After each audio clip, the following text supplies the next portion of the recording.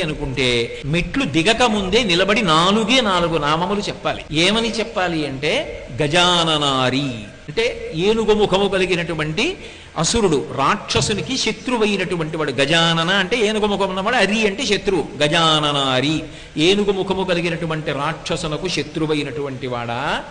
అలాగే అగస్త్యుని చేత స్తోత్రము చేయబడినటువంటి వాడా. కనీసం నామంగా అక్కర్లా, ఇలా చెప్పినా చాలు.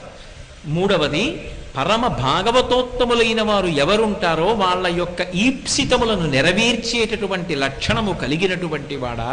ఈ మూడు నామములు చెప్తూ ఆయన యొక్క రూపం గురించి, ఆయన వచ్చిన ప్రదేశం గురించి చెప్పేటప్పుడు పాతాళ వివర స్థాననే నమః, పాతాళ వివరమునందు లేదా భూవివర స్థాననే నమః, భూవివర నివాసాయ నమః. భూవివరము అంటే లోపలికి వెళ్ళినప్పుడు ఉండేటటువంటి ప్రాంతం, అక్కడ